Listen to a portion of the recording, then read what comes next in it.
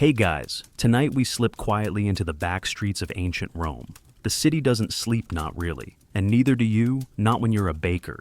Your hands are already dusted in flour, the air thick with smoke and old heat. Somewhere in the dark, a cart clatters past. A stray dog noses a fishbone. Your shift began long before the sun even considered waking up. You're in a cramped, soot-stained workshop that smells like old bread and new sweat. Ash curls in lazy wisps from the domed oven, and your apprentice has already singed his tunic again. You'd think after the third time, he'd learn to lean a little less enthusiastically into the flames. The truth: you probably won't survive this job, at least not with all your fingers or dignity intact. The hours are brutal, the pay questionable, and yet, this is no ordinary profession. Not here, not in Rome. So, before you get comfortable, take a moment to like the video and subscribe, but only if you genuinely enjoy what I do here. And hey, drop a comment with your location and local time.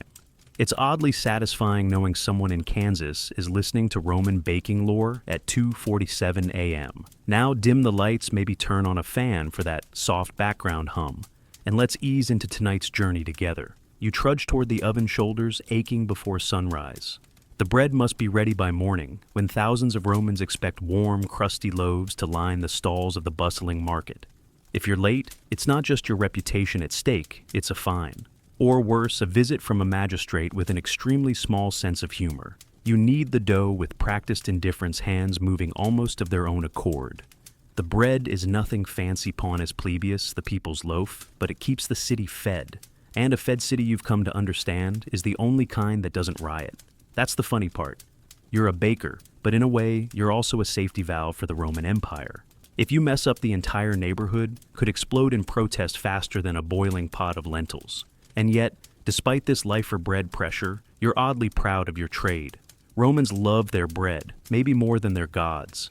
It's not just food, it's ritual, it's symbolism, it's status, and it's everywhere. Walk the forum, and you'll see little loaves carved into gravestones. Step into a bathhouse, and someone's probably complaining about the price of spelt.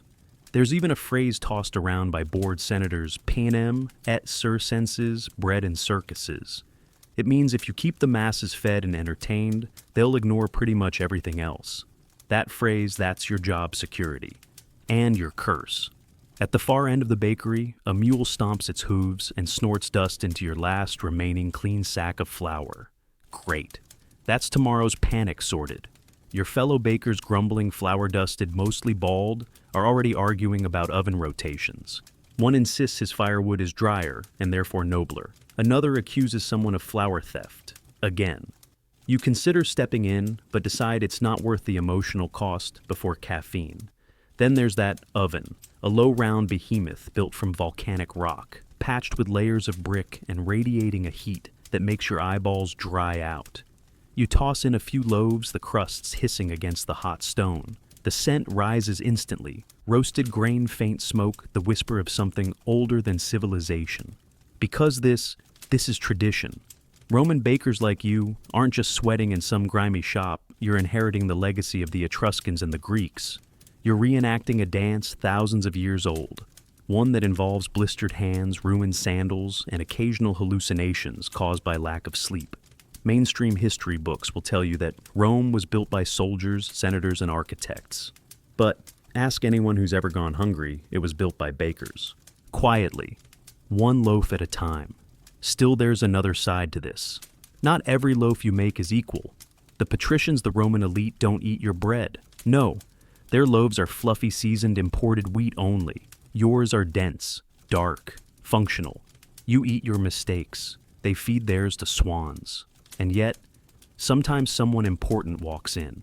A wealthy merchant, a minor noble, a senator's cook maybe, with orders for 36 spiced loaves by tomorrow dawn. That's when your hands start to shake. Because when a Roman elite likes your bread, your life changes. A steady contract, a better location. Maybe if Jupiter smiles, a proper roof that doesn't leak. Of course, the opposite is also true. One burnt loaf delivered to the wrong person. And suddenly your name is on a blacklist so fast it makes your mortar-pounded barley spin. But tonight you're not thinking about politics. You're thinking about the grain delivery that's 2 days late. About the weevil problem in the storage jars. About that new apprentice who keeps trying to flirt with the butcher's daughter instead of cleaning the kneading bench. The fire crackles. Somewhere outside, a dog howls. You scrape the ashes, check the loaves, rotate the trays. You're part craftsman, part janitor, part fire wrangler. And yet, in this strange rhythm, this hot, smoky, relentless dance, there's something oddly comforting, like the steady tide of history itself. Always rising, always baking, you yawn, someone mumbles about wine, and Rome keeps turning powered by ambition empire, and 1,000 tired bakers just like you. You barely finish pulling the last of the loaves from the furnace when the next headache arrives: grain politics. You wouldn't think a sack of flour could spark a civil war, but here in Rome, anything edible is also political. You wipe your brow with the back of your arm. The flour has turned to paste with the sweat, and now you look like a half-finished statue. As usual, outside your bakery, the grain carts are lining up along the Via Appia, rattling in from the countryside. They're guarded by soldiers because, yes, even grain needs an armed escort. Too many times you've heard of entire shipments vanishing before reaching the Horea, the state-run granaries. The blame. Usually tossed around between corrupt officials, slippery traders, and the occasional donkey with suspiciously expensive taste. You don't get to pick your flour. That decision lies with the state, specifically the Annona Rome's food distribution system. Picture it as the most passive-aggressive bureaucracy ever created. Now add mildew. The Annona tracks every grain shipment from farm to bakery to mouth, but it's about as efficient as a lead sponge. You once got a delivery meant for the baker 2 streets over, and he got yours 40 sacks of barley, crawling with insects and 1 dead lizard. You're still not sure who got the worst deal, but the deeper twist bakers like, you are part of the system. You're not a free agent. You're enrolled in the Collegium Pistorum, the Bakers Guild. Sounds fancy, doesn't it? Like a secret brotherhood with robes and passwords. In reality, it's more like jury duty with aprons. You're obligated by law to bake bread for the public good. That means quotas. That means inspections. That means you can't just up and quit to become, say, a poet, or a fisherman, or a man who sleeps past 3 a.m. and don't think you can fake it. Inspectors come by regularly. They're not here for tea and small talk. They count your loaves, check their weight, poke your dough. They sniff for mold like bloodhounds. One inspector famously weighed loaves on his own scale, then fined a baker for being too generous. You learn quickly never impress an official. It creates expectations. That's why some bakers, the really clever ones, join in with the grain officials, forming quiet partnerships. The trick is subtle. You short the weights ever so slightly, just a sliver, less flour per loaf. Multiply that by a few thousand loaves a week, and you've suddenly got surplus grain, which can be traded, sold, or stored for emergencies. Emergencies like your cousin's wedding banquet, or the magistrate's son's horse addiction. Of course, get caught and it's bad. Fines, lashings, public shame. There's even a record of one baker being tied to a flour barrel and rolled down the Capitoline Hill. He lived, barely, and somehow ended up a minor folk hero. Still, despite the paranoia, there's prestige in this profession. In fact, historians still argue whether the Bakers Guild had unofficial sway in elections. After all, who feeds the masses, who controls the morning mood of every Roman family? It isn't senators, it's you. Your bakery becomes a kind of unofficial forum. Customers don't just buy bread, they complain about taxes, gossip about affairs, whisper rumors about wars. You nod, half listening while packaging loaves, because you know full well today's gossip is tomorrow's legal testimony.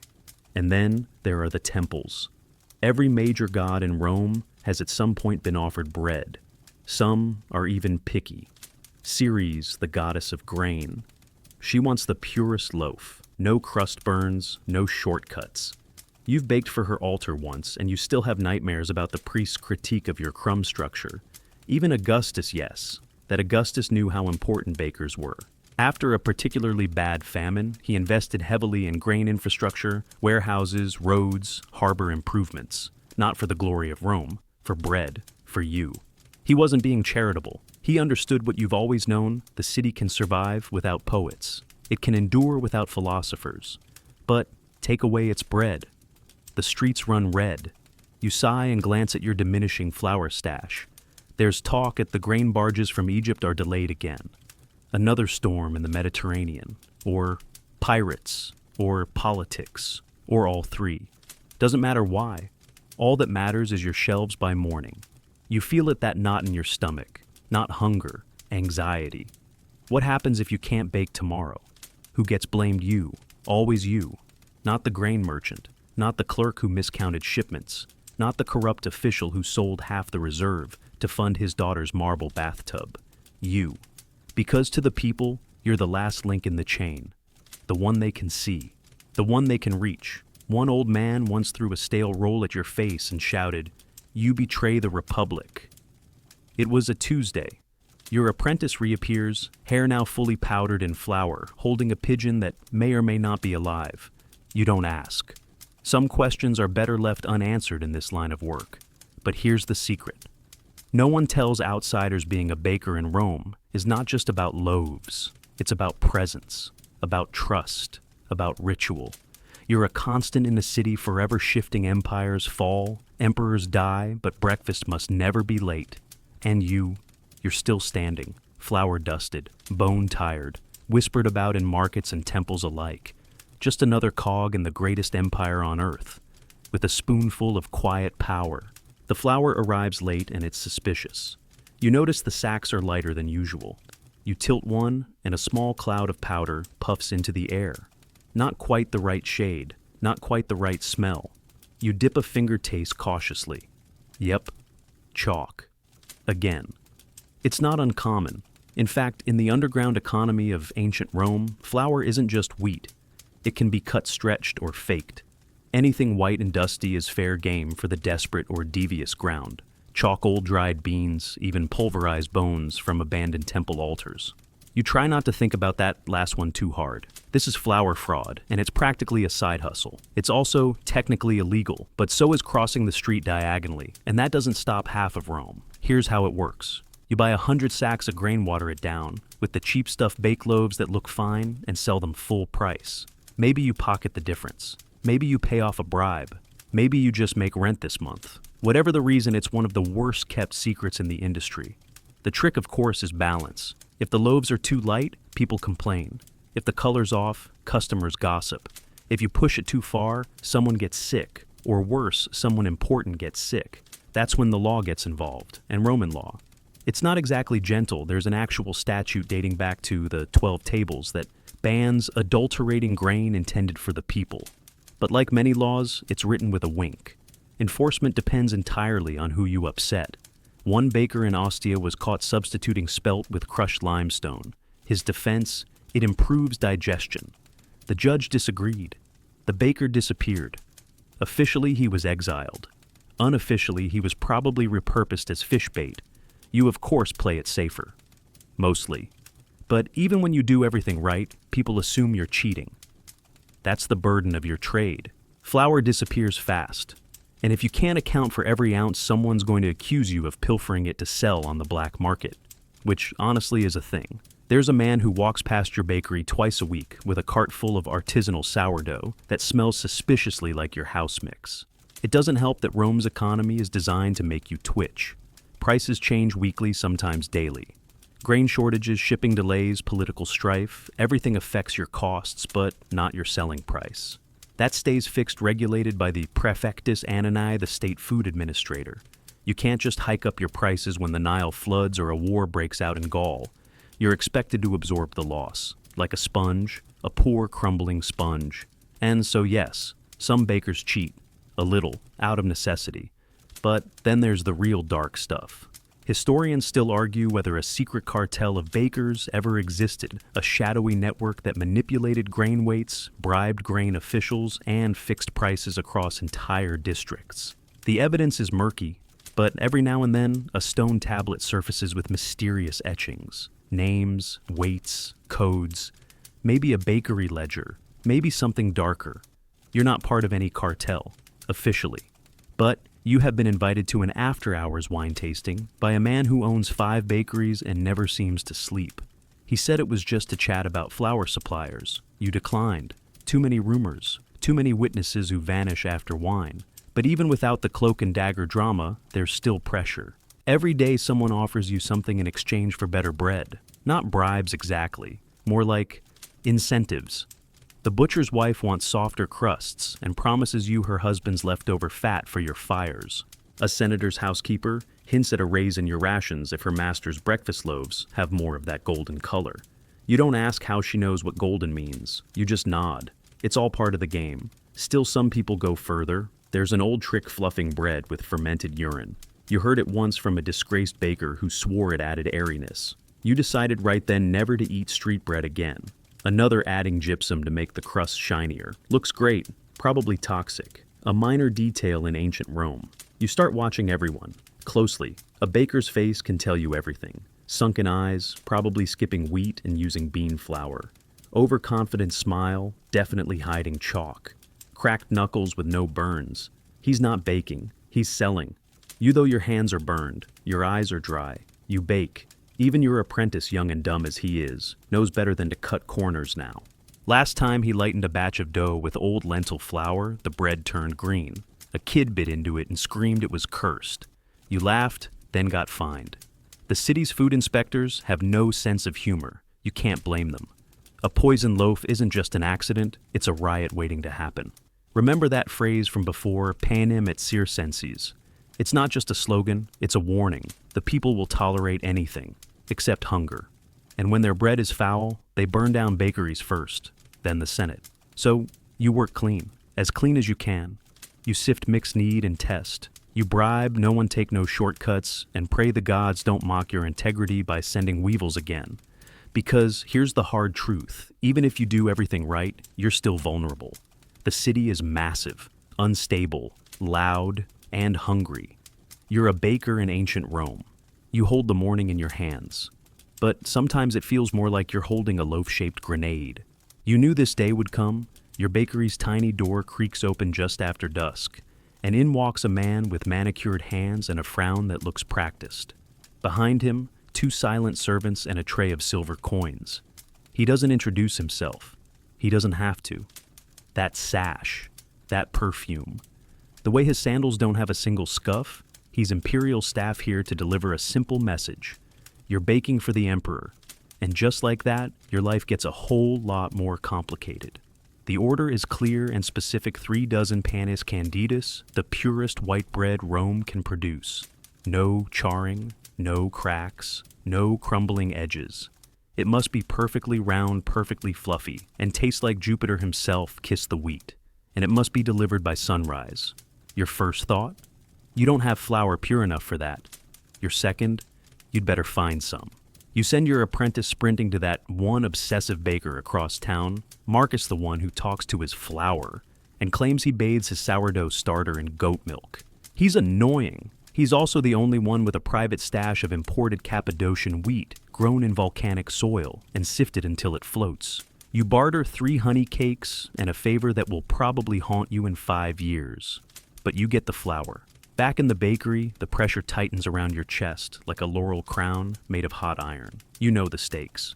If the emperor, or more likely his advisor with digestive issues, dislikes your bread, you're not just losing a client. You might lose your license, or your shop, or your front teeth, because imperial baking is an art, a performance. You're not feeding the emperor's stomach.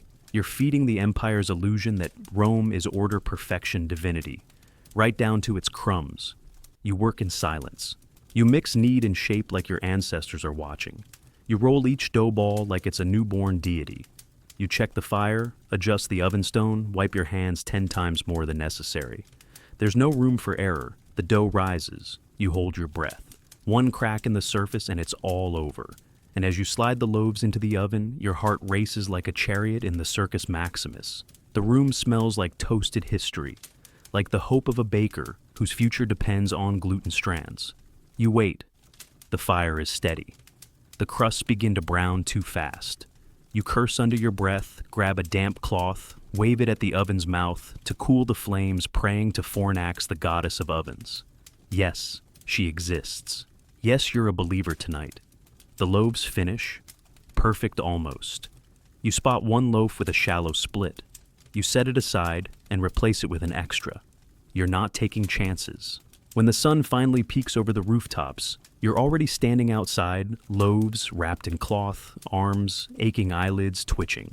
The same imperial staffer returns. He says nothing, takes the bread, and leaves a second tray, this one, with slightly more coins and a small scroll that reads in barely legible script, "Acceptable." You exhale. You didn't get praised, but you didn't get cursed. In Imperial Rome, that's a win. But you can't help but feel the weight of what just happened. You, a baker covered in flour and half-burns, just fed the man who rules the known world. Your hands calloused and cracked shaped bread for Caesar himself. And here's the part. The history books leave out emperors loved their bread. Augustus preferred light wheat loaves soaked in milk. Claudius had a thing for onion-flavored crusts. His palace reeked of it during festivals. Nero, famously unstable, once demanded a loaf shaped like a phoenix. His baker failed. That baker now lives in a rock quarry permanently. Historians still argue whether Caligula's famous horse appointment included assigning it a personal baker. You'd believe it. Roman elites had weird ideas, but baking for them isn't glory, it's survival. One slip and you're labeled ungrateful, or incompetent, or treasonous. Because in a world where optics are everything, even bread becomes political. Later that week, you overhear a rumor another baker one, who once made pastries for the emperor's mistress, was caught serving underproofed loaves. They say he was paraded through the streets holding stale bread in his mouth.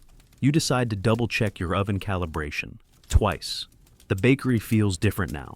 Like the walls are listening. Like each crust carries consequences. Even your apprentice seems more reverent.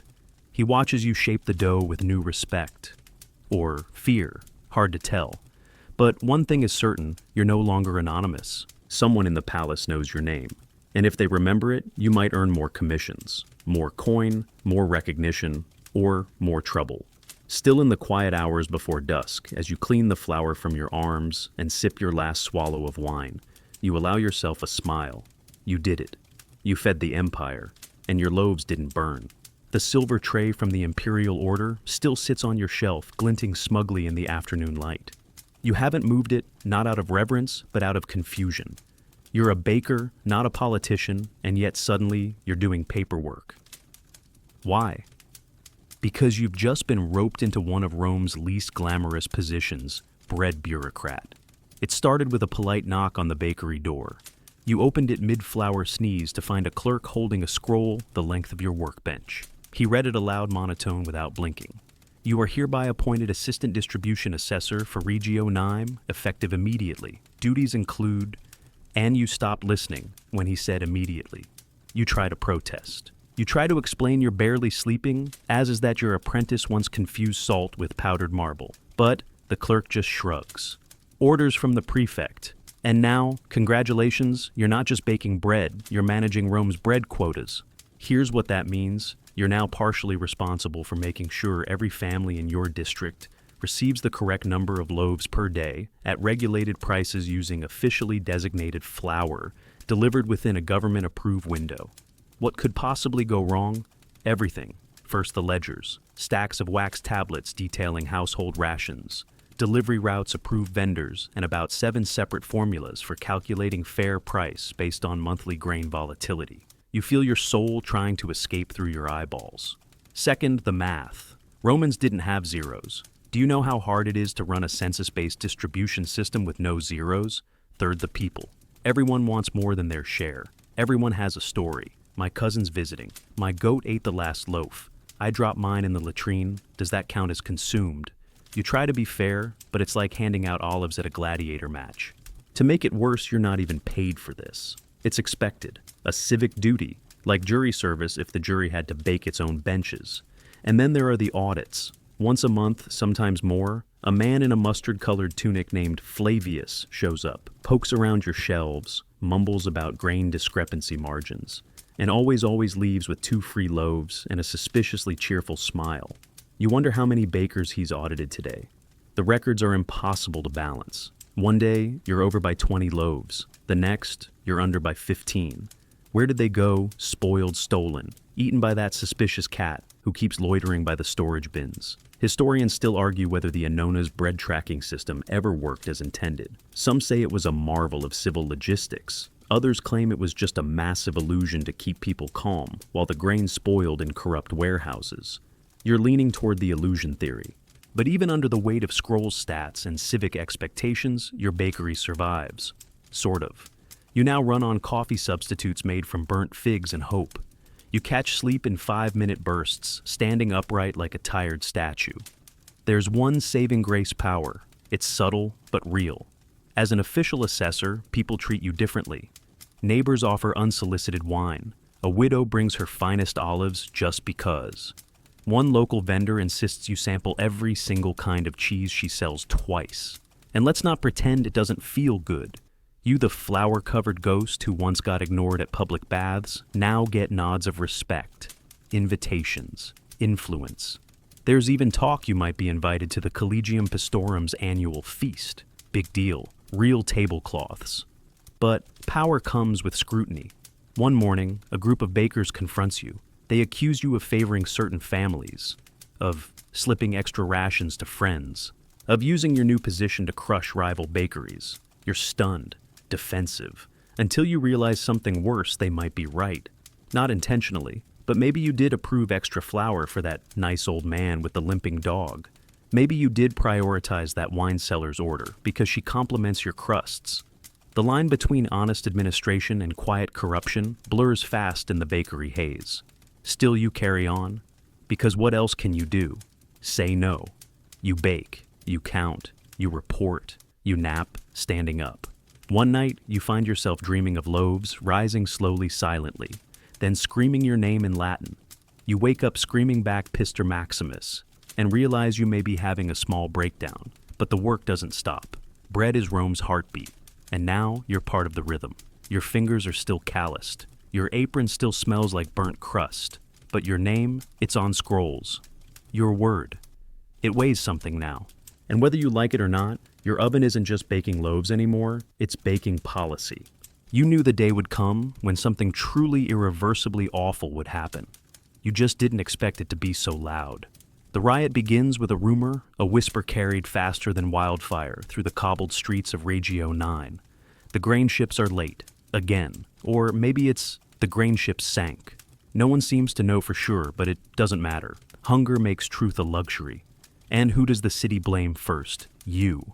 Not the grain merchants, not the corrupt harbor clerks, not the aristocrats sipping date wine on their rooftop gardens. No, the people blame the baker, because when the shelves are empty, the stomach remembers only the last person who fed it. The first angry customer shows up before dawn, red-eyed and shaking. He wants 2 loaves. You have none. You apologize, hands still dusted with flour, voice low. He yells, spits, storms off. By midday, 10 more like him have come and gone. By sundown, they don't come alone. It starts small. A cracked window, a kicked barrel, a loaf tossed back at your face like an insult. Then someone shouts, "The bakers hoard the grain." You don't know who starts it. Maybe it was the jealous baker down the road, the one who always burned his crusts and blamed the gods. Maybe it was no one. Maybe it was everyone. You bolt your doors, bar the shutters. Your apprentice hides behind the flour sacks, whimpering like a terrified broomstick. Outside, voices rise in chorus. Footsteps pound. Something heavy slams against the front wall. Bread riots, you remember someone once saying, are the most Roman thing of all. Forget political speeches. Forget fancy temples. When the bread's gone, the republic burns. And the thing is, this isn't even the first time. There's a long, crusty history of Romans revolting over food.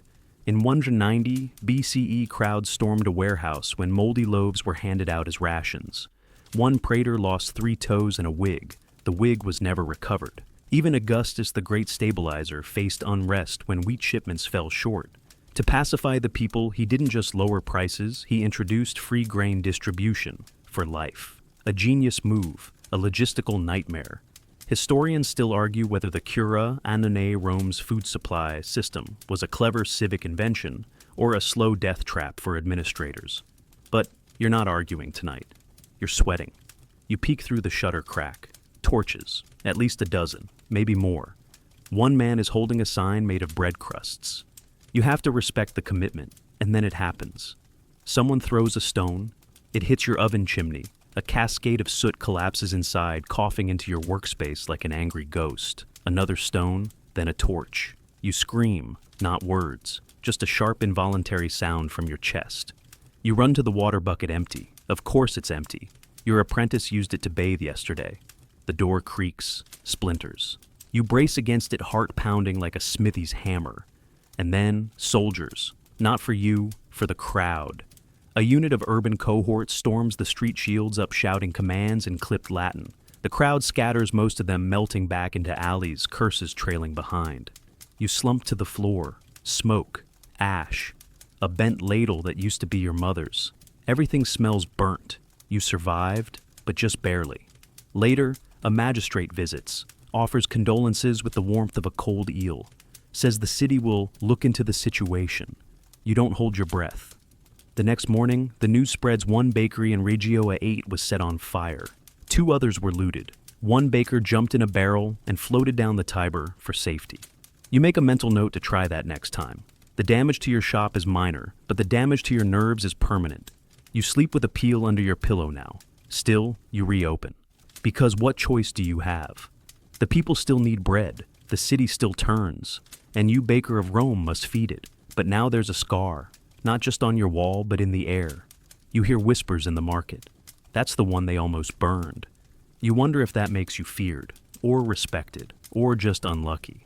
But one thing's for certain. You've seen what happens when bread disappears, and you never want to see it again. You thought loaves were simple. Flour, water, fire. Done. But now you're in the middle of something stickier than honey, and more political than the Senate bribes and bread tokens. It begins innocently enough. A boy shows up with a thin clay disc palm, sweaty eyes darting. He presses it into your hand. You squint, there's a symbol scratched into it. A stylized sheaf of wheat and 2 lines of text, valid for 1 pennies. Ah, bread tokens. These tokens aren't money, they're promises. Issued by patrons, politicians, or wealthy households to curry favor reward service, or more commonly dodge actual payment. They look simple, just bits of pottery or stamped bronze, but they carry immense weight. Social, economic, and sometimes literal.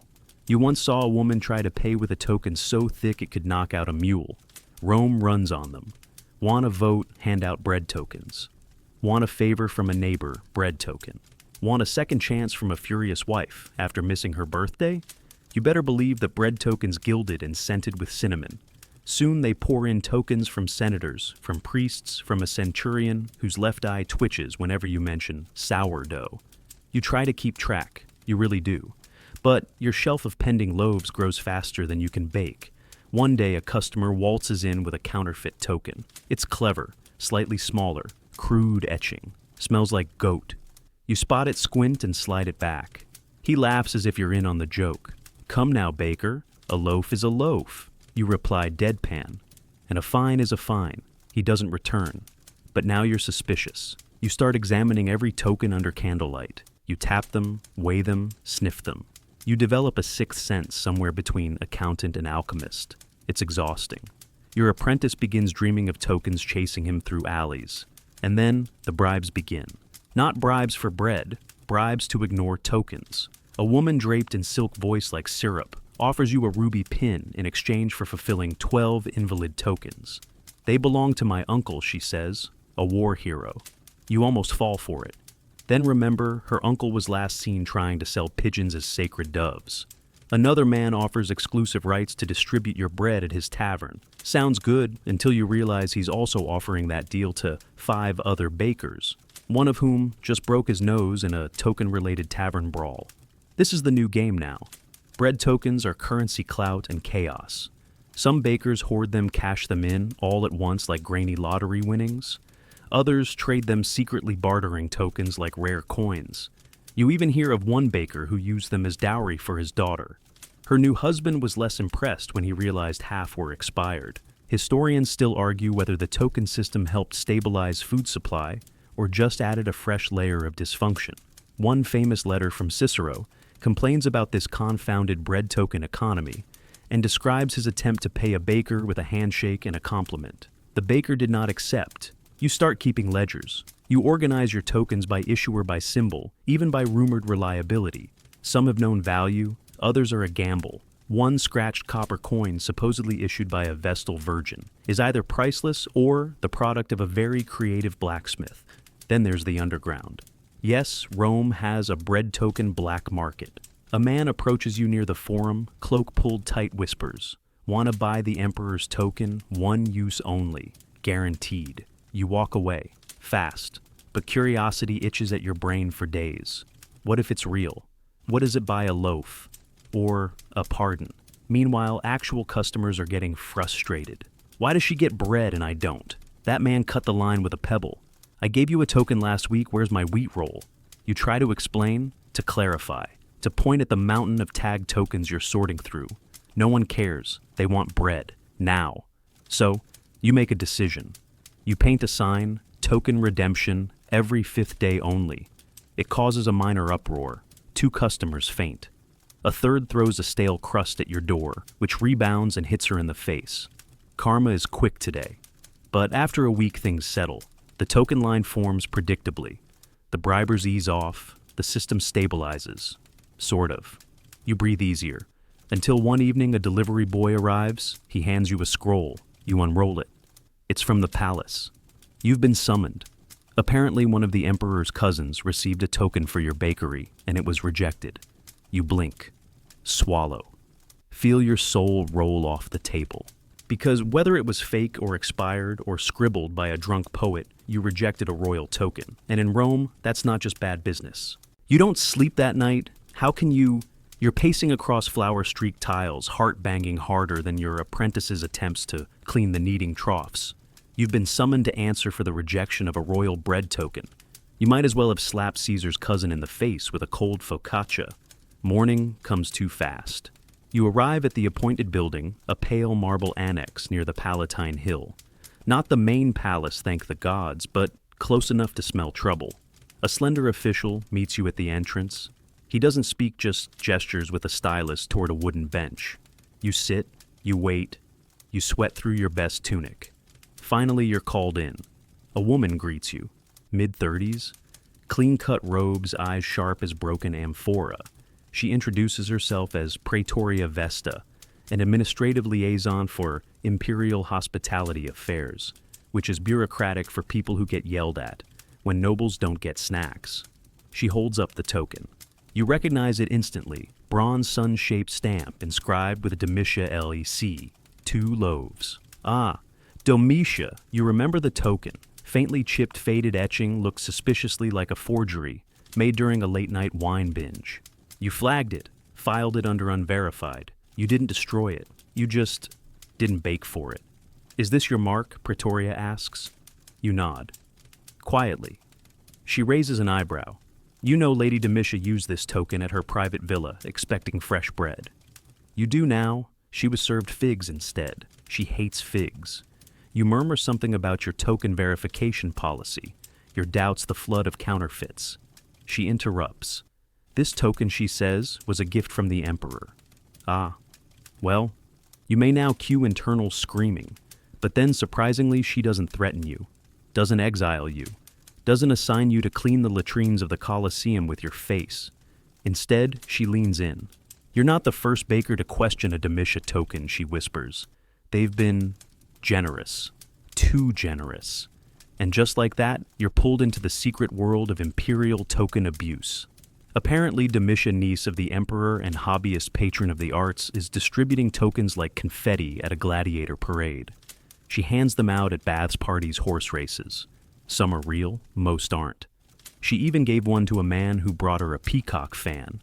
Rome's bakers are in chaos. Praetoria Vesta hands you a second scroll. It's a list of approved tokens officially sealed and signed. Use this, she says. From now on, validate every imperial token with this list. Quietly, discreetly. You nod.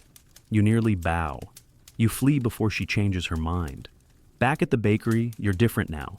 Wiser, paranoid. You install a small locked cabinet for imperial tokens only.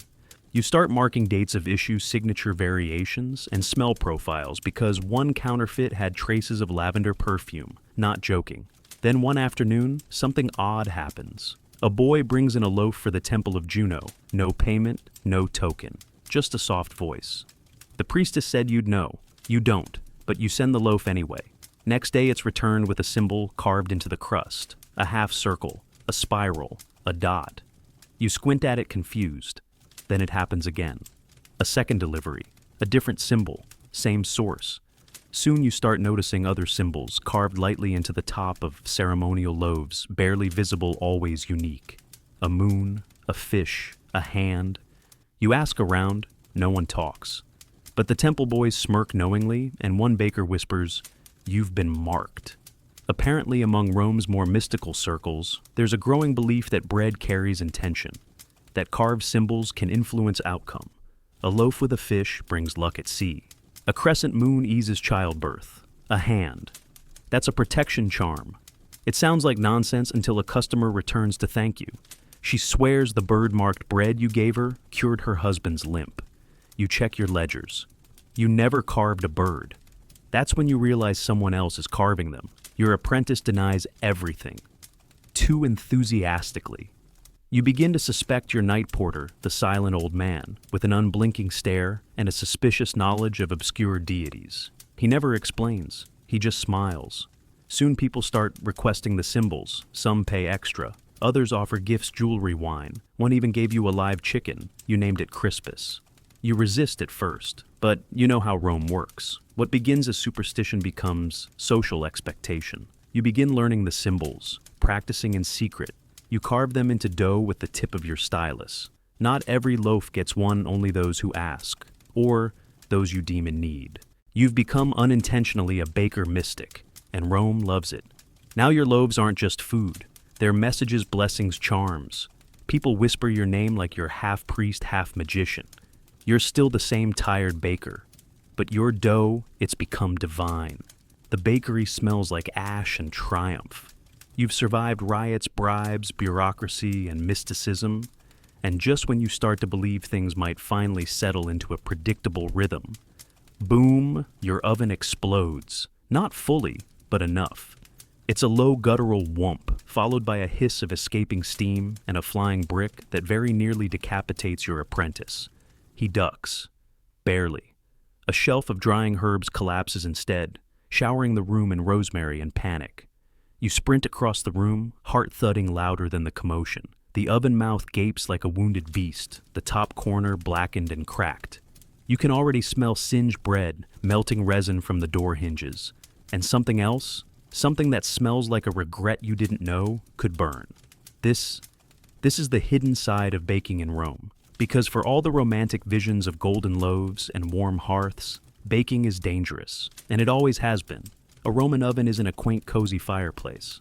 It's a stone furnace fueled by dry wood, controlled with sheer intuition, and built with the architectural wisdom of stack bricks and pray. It can reach 400 degrees Celsius on a good day and blow your eyebrows off on a bad one. Fires are common, not if but when. You've seen them start from nothing, a dropped oil lamp, a crooked chimney tile, a crust-catching flame. Once a rival baker accidentally set his own toga alight and kept working until someone noticed his belt was smoldering. Flames are your constant worry. You've had dreams where the oven grows legs and chases you. You've installed 3 new water buckets. You've memorized the scent of overburnt crust. You've taught your apprentice to identify the precise color a fire turns just before it becomes a problem. But still, this one surprises you. You find the fault quickly, a crack in the dome, previously patched with clay and optimism. The structure gave way under the heat. It was bound to happen eventually. Now you face a decision: shut down for repairs or improvise. You choose both. While the apprentice begins salvaging undamaged loaves, you dig into your emergency repair kit.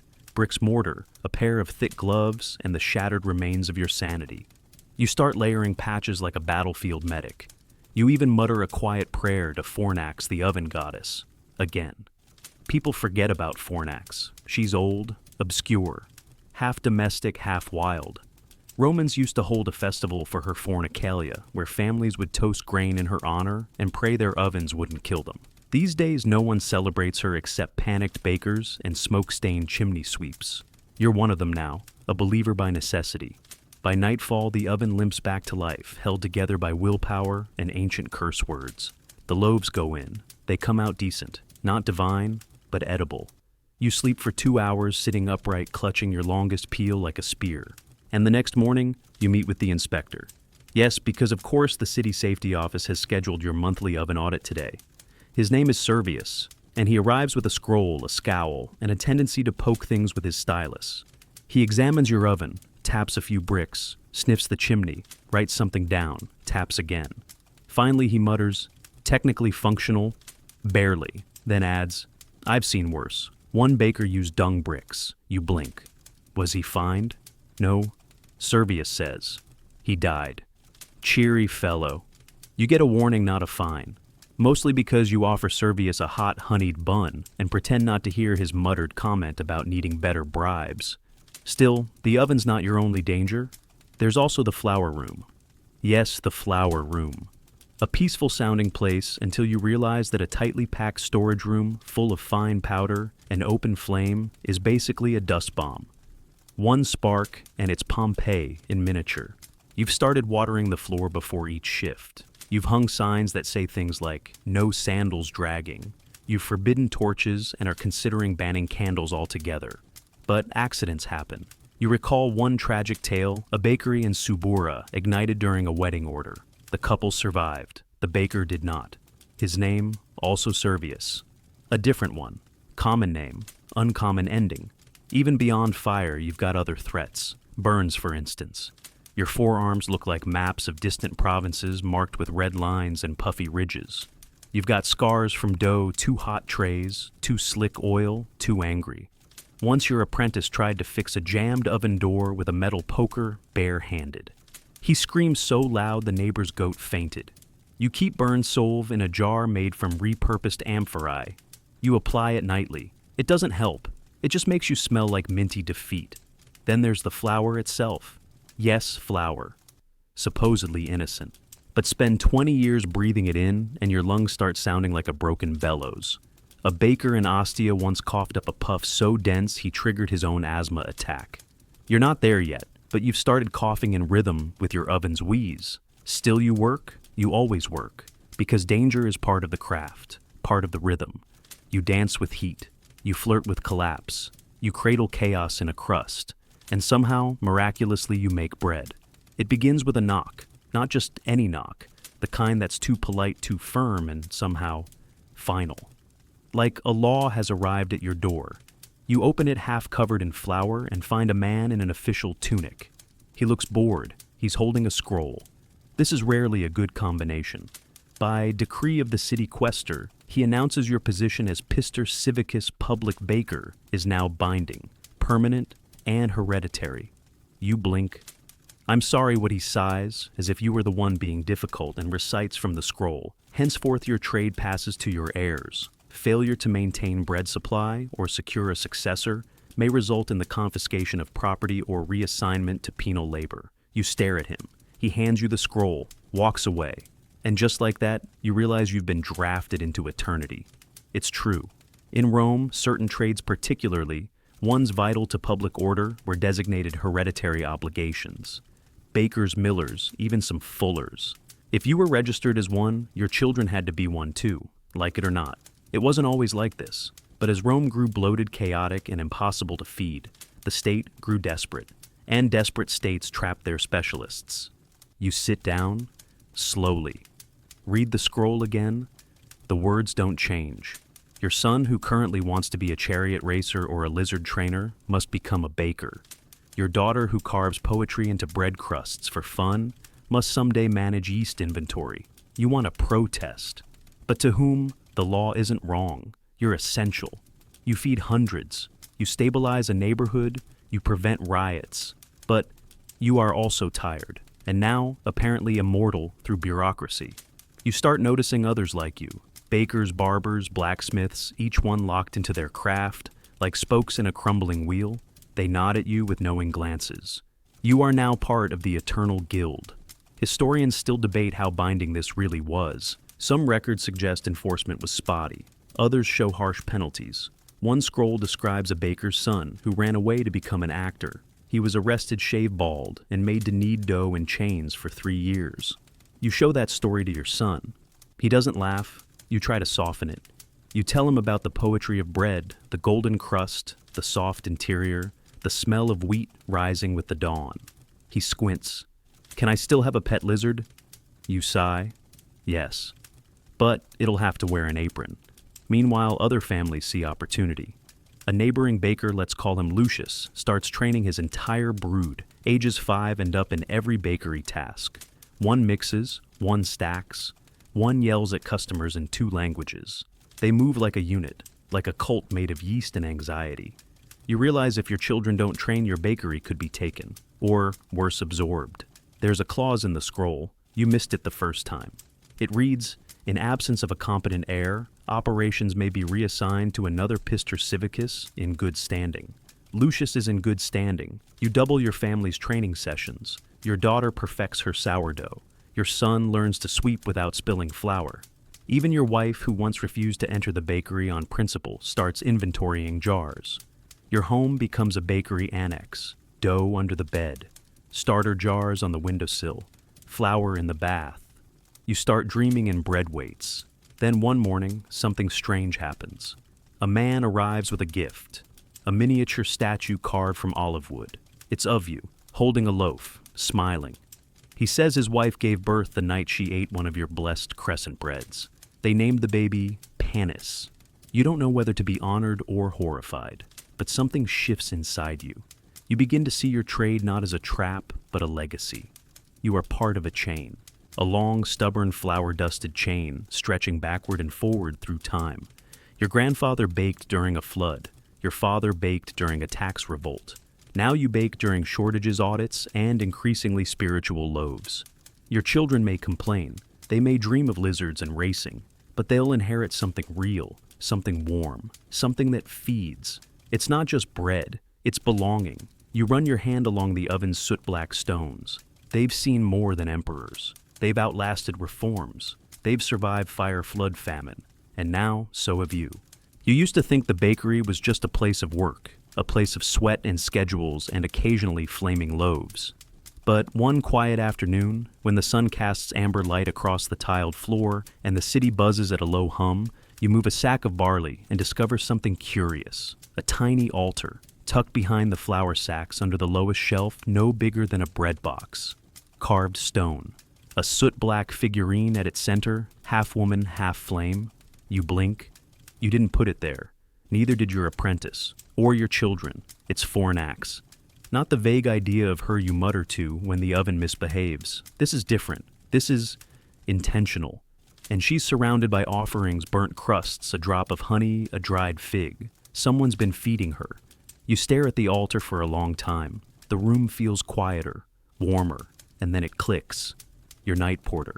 Of course, he's the one who lingers when the rest go home, who lights incense when no one's watching, who talks to the oven like it's a friend with secrets. You confront him gently with curiosity, not accusation. He nods once solemnly. The flame is a spirit, he says, and spirits that serve must be served. You don't argue. You just start adding to the offerings. A crust here, a dried olive there, nothing fancy, just respect, routine, ritual, and as strange as it seems, things begin to shift. The oven behaves better, fewer misfires, more even bakes. The crusts crack just so. You tell yourself it's placebo, a well-timed repair, but deep down, something ancient stirs. You're not alone in this place, and the bakery begins to feel sacred. Other bakers have stories too. One in the next district swears he saw a loaf rise without heat after a whispered prayer. Another claims his sourdough starter revived after death, after he buried it in a pot with basil leaves and lit a candle. Historians still argue whether ancient Roman bakeries doubled as domestic shrines. Some say yes. Others roll their eyes. But the archaeological evidence is there: small alcoves, burnt offerings, votive inscriptions. One even had a painted mural of a fire goddess feeding loaves to Saturn. And here's the thing, no one says aloud. When you spend your life tending flame, you start to believe in it. You keep the altar. You don't advertise it. You don't explain it. But it's there, watching. One morning, your daughter kneels before it, quiet, reverent. You don't ask what she wishes for. She doesn't say. But her next batch of barley rolls are the softest you've ever tasted. Word spreads quietly. Not about the altar, but the bakery's strange calm, the regularity, the warmth. Customers linger longer. They chat less loudly. A musician even starts playing lute in the doorway some mornings. You don't stop him. His music keeps the pigeons away. Your bakery becomes peaceful. And the strange part? Other shops start copying you. A fishmonger installs a bowl of salt and olive leaves by his door. A butcher hangs laurel over his smoke pit. One neighbor swears up and down her oranges stay fresher when she blesses them with thyme. Rome is not just stone and politics. It's layers of belief, of superstition dressed as routine, of practicality wrapped in myth, and bakeries. They sit right in the middle. You feed the people, every class, every god, every doubt. So, of course your space becomes sacred, a place of transformation, where grain becomes sustenance, where fire becomes forgiveness, where ritual becomes routine. There's an old saying among Rome's older bakers, the oven remembers. At first you thought it was a metaphor. Now, you're not so sure. You start seeing omens in the crust. One loaf bursts slightly left bad omen. Another rises in a spiral luck. A burnt corner in the shape of a lion. Warning. Your apprentice laughs at first, until his bread cracks in the shape of a spear the morning before his girlfriend dumps him. He stops laughing. You don't preach, you don't claim to know, but you light a small candle every night before locking up, just in case. The altar stays, quiet, undemanding, but never empty. Because now you know, the bakery isn't just where you bake, it's where you belong. And maybe, just maybe, where something else watches back. You wake to a knocking that isn't at your door, it's inside your head. A dull thump behind your eyes, a signal from your bones. You haven't slept properly in weeks. Not the kind of doze you catch between batches. Not the standing nap with one hand still on the peel. Real sleep. The kind that dreams. And you know why. It's not just the work, it's the surveillance.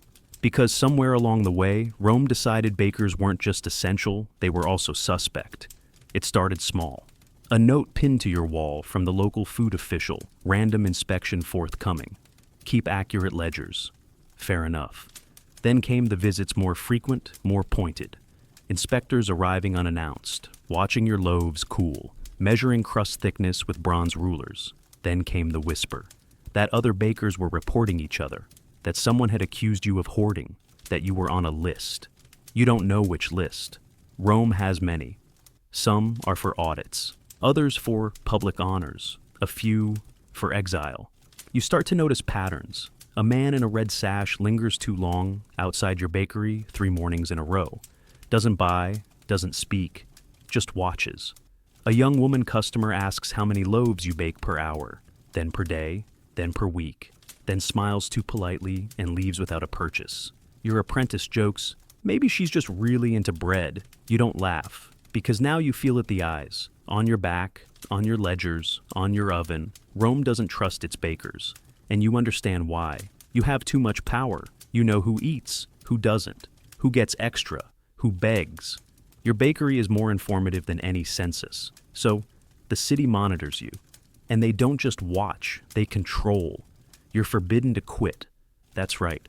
As a registered public baker Pistor Civicus, you are legally barred from leaving your post without permission. You want to become a potter too bad. You want to teach philosophy? Rome laughs in clauses and scrolls. There's precedent. One baker attempted retirement after 20 years of service, moved to the countryside, opened a vineyard. Within a month, city officials dragged him back, said he owed another decade. He died kneading in protest. Another tried to fake illness, paid a healer to issue scrolls of lung weakness. The healer was fined. The baker was reassigned to a night shift oven in Trans Tiberum, where the air is worse. Your family knows this. Your children don't talk about future dreams anymore. They talk about schedules. Your daughter times her poetry around rising dough. Your son names loaves instead of lizards now. And you try to remember a time when bread was choice, not duty. But something else is happening too. You're being tested. New flour quotas are impossible. Your delivery carts are shorted. Someone reports you for underweighing loaves, false but hard to disprove.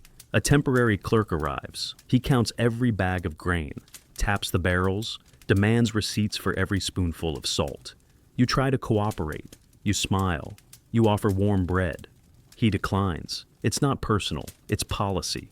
Because Rome doesn't just need its bakers, it fears them.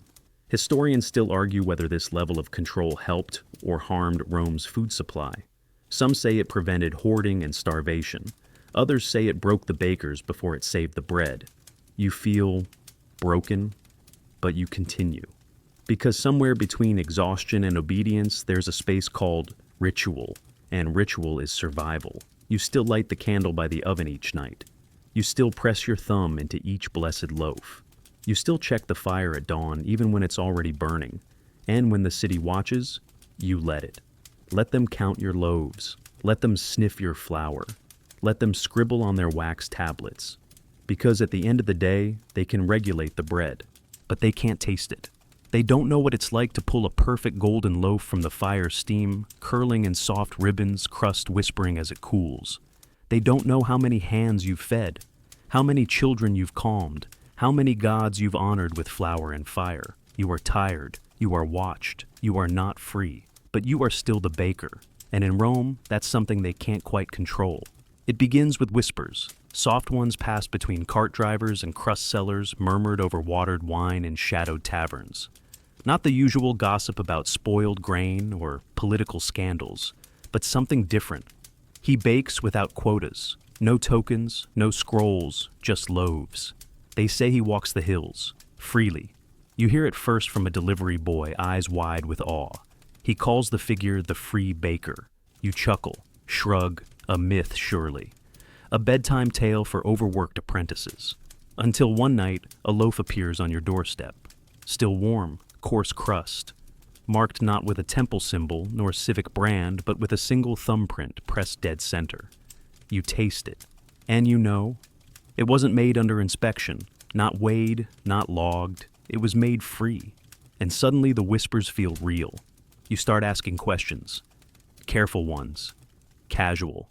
You don't want to raise suspicion. Not again. Turns out there's truth in the flour. A man named Calvus, once a registered Pistor Civicus, vanished from Trastevere 2 winters ago. Rumors said he drowned, or fled. But now they say he bakes in the woods beyond the aqueduct. Off the map, off the ledgers, a baker in exile. It's madness. And yet, you begin noticing others talking about it, quietly, carefully, over stale crusts and shared jugs of wine. Some even admit to visiting. A pilgrimage of sorts, to buy or just to taste. They describe a small clay oven built from scavenged bricks hidden beneath a tangle of laurel. No prices, just barter. Sometimes a poem, sometimes a favor, sometimes nothing. He bakes what he wants. When he wants, no tokens, no quotas, no inspections, freedom, in flour. And it rattles something in you, because part of you wants to meet him, but part of you is afraid. Because if it's true, if a baker really can live without Rome's grip, then everything you've come to accept might be a cage you've learned to decorate. Historians still argue whether free bakers ever truly existed. Some dismiss it as urban legend wishful thinking stirred by overworked minds. But small archaeological sites outside the city hint at lone ovens, shards of pans, loaves with no official stamps. You tell yourself it doesn't matter, that your place is here, that the city needs you. But the idea worms in. You begin baking a little differently. Just once a week, just one batch unmarked. No inspection, no symbol. You leave them out back. Sometimes they're gone by morning. Then a note appears, crust perfect. Thank you. You don't recognize the handwriting. Your apprentice starts asking questions. You wave them off. But he watches you more closely now. He sees the flour under your fingernails when you're not supposed to be baking. Sees the smile when no one's looking. Then one foggy morning, you see him. On the edge of the market, cloaked, hood low. He doesn't speak, doesn't buy, just nods at your stand. And then slips a small wrapped bundle onto the counter. Inside a loaf, dense, herbal, still warm, and beneath it carved into the bread with the edge of a thumb. You're not alone. You freeze. Because somehow, this isn't just rebellion. It's a movement. You look around the forum with new eyes. Which other bakers are doing this? Which customers know how many free loaves are passed each week untracked, untouched by civic decree? You begin to understand something Rome fears deeply. Independent ovens mean independent minds. And independent minds. That's a revolution. You keep baking, keep balancing both worlds. By day you count loaves, verify tokens file, scrolls. By night, you slip into the rhythm of something older, truer, loaves by instinct, by memory, by feel, not for the ledgers, not for the law, for the love of bread. And somewhere in the hills, you know Calvis is doing the same. It begins with smoke, but not the comforting familiar kind that wafts from your oven in the early hours. This is different, sharp, thick, rising too fast. You step outside loaf in hand and see it a column of dark smoke spiraling above Trastevere, twisting into the sky like a black flag. Your stomach drops. Because you know what that means. A bakery is burning. You run. Others do too. Bakers, vendors, children, everyone sprinting toward the smoke as if they can stop it with sheer panic. You cross 3 alleys and nearly bowl over a donkey. When you round the final corner, the air is so hot it feels like a slap. And there it is. Lucius's bakery, or what's left of it. The tiled roof is gone. The walls are cracked open like a rotten chestnut. The oven has collapsed inward, a pile of angry bricks and scorched wood. Flames spit from the rear storeroom. Someone is sobbing. You stand there frozen, smoke curling around your shoulders, watching years of bread and ash and family vanish into the sky. Because Lucius wasn't just your competitor. He was your neighbor. He trained 3 apprentices, hosted the midwinter festival. His youngest child played marbles with your daughter every 5th day. And now, gone. You move instinctively, grab a bucket, toss water, shout for others. The fire answers with a hiss and a laugh. When it's finally out, when the fire reduces itself to embers and the crowd thins, Lucius is just sitting there, on a broken stool, covered in soot. He says nothing. You sit beside him. You don't speak either, because there are no words for this.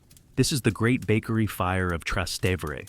It becomes legend overnight. Some say it was a faulty oven tile. Others whisper sabotage, maybe a rival, maybe a baker, too tired to care, maybe one of the free ones making a point. The official report, accidental ignition, due to improper ash disposal.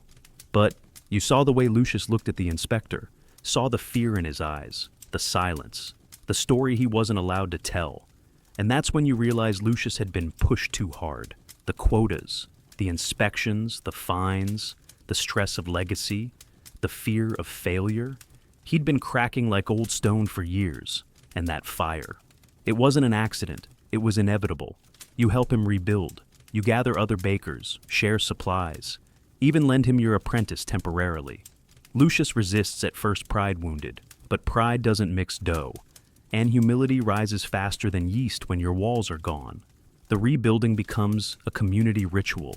Neighbors pitch in, carpenters, merchants, even a retired senator whose daughter once married a miller. You realize something else too. In that smoldering ruin, in the ruin of law and quotas and failure, Lucius is free. No more inspections, no more scrolls. The slate is literally scorched. He starts baking again in a makeshift clay oven, rigged together with salvage bricks and half a wine barrel. It shouldn't work, but it does. And the bread, it's better. Better than you've ever tasted. Coarse, deep, alive. People come from other districts to try it. They bring jars of wine, bunches of herbs, even poems. He doesn't take tokens, doesn't take orders. He bakes, and they receive. He becomes something else. Not a baker, a symbol. Rome starts whispering again. This time the name isn't Calvis, it's Lucius, the man who rose from the ashes. Historians still debate the cause of the Trastevere fire. Some blame faulty design. Others cite a warning about unregulated heat. But ask any baker in the city, and they'll tell you the fire wasn't the tragedy. The system that led to it was. Because Lucius was a mirror, and in his reflection, every baker saw their own flame waiting. You return to your bakery changed. Your loaves come out different, lighter, riskier. You experiment with crust. You carve more symbols. You smile more. You begin to write again. Notes on parchment, reflections in crust. A diary in dough, because someday, maybe soon, you'll walk away too. And when you do, you'll carry one truth fire can destroy. But it can also liberate. The city smells of dust and figs. It's the kind of warm golden afternoon where everything slows. Merchants yawn between sales. Cats sleep across marble steps. And you're You're glazing a batch of barley honey loaves with the back of a spoon, watching the light dance across their crusts like fire on polished armor. You've been baking for over 30 years. 3 emperors have risen and fallen. Streets have changed names. Gods have been added to the calendar. But you've never left this oven. The bread has changed, though. It's lighter now, airier. Your touch has softened with age. Your flour is finer. Your hands ache less, not because the work is easier, but because your bones have made peace with the rhythm. And so is your heart. Once you bake to survive, then you bake to obey, later to prove something. But now you bake because you belong to the bread. You walk the bakery floor slowly. Every crack in the tile is a memory. That scorch mark on the wall, from the festival of Vinalia when your apprentice tried to flambe spiced loaves. That dent in the doorframe, from the time you threw a ledger at the tax collector. You missed, on purpose. You sit by the oven now, warm but idle, and you think back. To the first loaf you ever pulled, dense burnt dropped immediately. To the first compliment from a customer, this tastes like home. To the day you found the altar, to the night you met the free baker's gaze in the crowd. To the fire in Trastevere, to your daughter's secret sourdough, to the thumbprint loaves and the moon-marked crusts. It all feels like one long rising breath. You step outside, Rome glows. Children chase each other with olive branches. A vendor sings a tune off-key. Someone in the distance laughs the way only someone full of bread can laugh deep and wide and grateful. And in that sound, you realize something. You never ruled Rome. You never built roads or led armies. You never gave speeches from marble steps, but you fed the hands that did. You soothed the bellies of guards and poets and senators and strangers. You were the pulse beneath the empire. Your loaves were soft power, folded gently between crusts and steam. And you suspect for all the drama of swords and thrones, it will be the bakers who are remembered longest, quietly, kindly, with warm mouths and full hearts. Because bread isn't just food. It's forgiveness, it's home, it's hope delivered daily. You return inside, wrap your final batch in linen, set one aside for the temple, another for the poorhouse, the rest for whoever walks in next. You snuff the candle at Fornax's altar, whisper thanks. Then, with a sigh and a smile, you unlace your apron, hang it gently on the hook, and step back. Not out of duty, not out of fear, but out of love. Because in the quiet glow of flour and fire, you have finally understood. You didn't just shape the loaves, they shaped you. The oven cools now. Its stones breathe out the last of their heat quietly, like a tired animal curling into rest. The tools hang in place. The air is still. Outside, Rome softens into shadow. The wine merchants pack their jars. The children are called home. Even the pigeons fall quiet. You lean back in your chair. Let your fingers trace the grain of the wooden table beside you. The air smells faintly of fennel ash and stories. You made it. Not just through the day, but through something larger. Through fire, through fear, through flour that never quite stretched far enough. You fed a city that rarely thanked you, and still you gave. And now, you rest. Not because the work is done, but because the rhythm has slowed. Because the loaves no longer need your hands to rise. They carry you within them. Your thumbprints, your rituals, your silences. Outside the stars peek through the dusk. Tiny patient lights, eternal bakers of the sky. You close your eyes. And in the soft distance you imagine the sound of dough rising, of fire warming, of Rome sleeping. And you let go just a little, because the story is told. The crust is cracked, the oven is clean, and the baker at last can dream.